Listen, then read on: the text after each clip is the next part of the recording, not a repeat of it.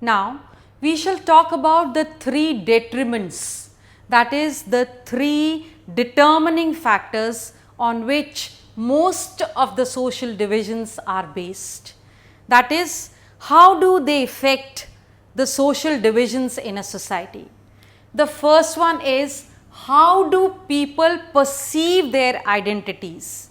Meaning to say, what do they feel? That they are just Catholics, they are just Protestants, they are just Hindus, they are just Muslim, they are just Sikh, or they are just Christians. How do they recognize themselves? How do they perceive their identities? Do they feel very, very strong about it, or they feel that yes, we belong to a particular segment, but then other section of the society are also all equal and same as they are. Second is, how do the political leaders raise the demands of those sections of the society who feel underprivileged? Do they make it a political issue and just try and bring in gain to themselves? Do they harm the government? Do they actually act against the unity of the country, or they actually work in the interest of this marginalized group, this depressed section of the society, this oppressed section of the society which feels that they must have more rights? So, a lot of it depends on the leaders of that country who actually will play a major role in bringing about a bigger change in the society. Now, what is the reaction of the government towards that issue? Does the government act very stubborn and says, no, fine, this is what we have, and whether it is acceptable or unacceptable to you, you have to take it? Or whether the government actually thinks liberally and goes deeper into the problem and tries to bring about the changes and the reforms which are actually needed in the society. So, lot of it depends on the reaction of the government. First one, as we saw, that people perceiving their identities. Just now we saw that the people in Northern Ireland feel, or rather felt, that they were just Catholics, they were just Protestants, they had nothing to do with their country. So, they were perceiving their identities based on religion and not based on the country Ireland, which is very, very sad. That is why lot of chaos, confusion, but good, had a happy ending. Then the political leaders, how do they raise their issues? We have already seen the example of Belgium and Sri Lanka. In Belgium, the leaders acted very wise and tried to tell the people that yes, whatever language they speak, whether it is Belgian, Dutch or the German, they all belong to one country, Belgium. They unified them. They told them that different linguistic groups can coexist, can live in one country and can have a happy developed country.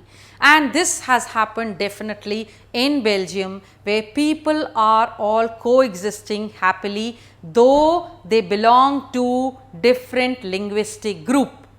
But this has not happened in Sri Lanka, where the leaders could not act so wise, and there what it is that they still keep fighting over the Tamil and the Sinhali issue.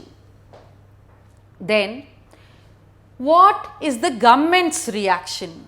See, no government can go against the constitution. Whatever your demands are, that has to be reasonable. You cannot go out of way to ask for something which does not fit into the constitutional framework of that country.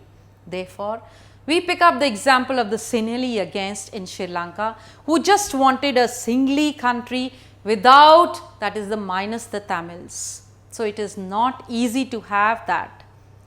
Therefore, you have seen that there are three determining factors which actually see what the social divisions are, how they are and what they lead to.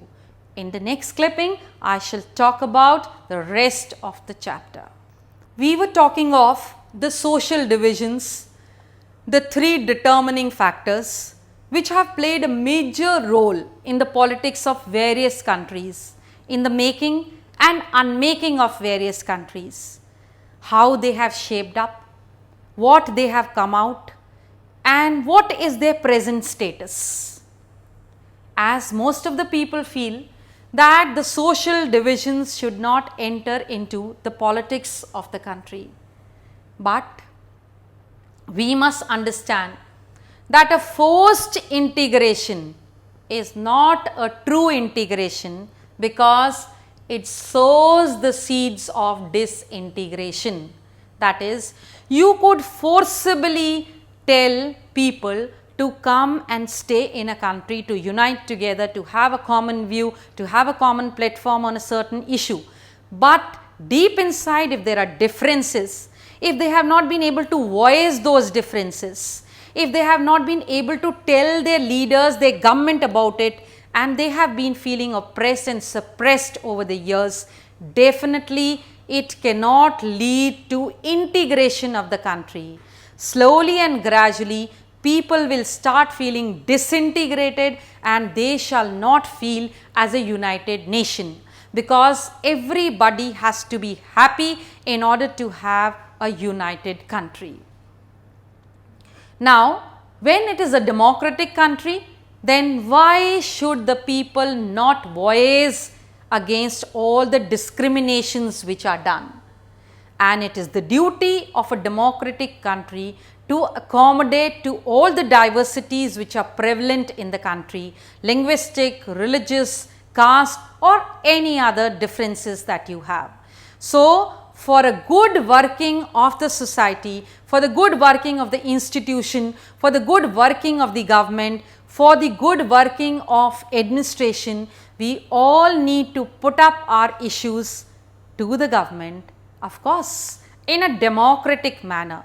We cannot pick up sticks and protest against the government. We actually have to fight it out against the injustice in a very, very democratic nature. Remember, we have to fight with ballots and never with bullets. Okay? So, this you must understand, that democracy can accommodate all diversities, they can give representation to all the marginalized and to all the sections of the society who feel weak, deprived, but all this has to be done in a very constitutional manner. So, there is no harm in voicing what you feel is wrong, but do it in a peaceful manner. So, what we saw in the beginning of the chapter, that those athletes who had voiced their sentiments in an international community were actually right, because you need to bring in the entire world, as the world now is one country and everyone must know where, who is discriminated and what can be done to see that this discrimination no more exists. So, let us have a very happy world with no discriminations, no divisions, just one thing, one world, one community, one segment, one section of the society, one caste, and one happy world. Thank you.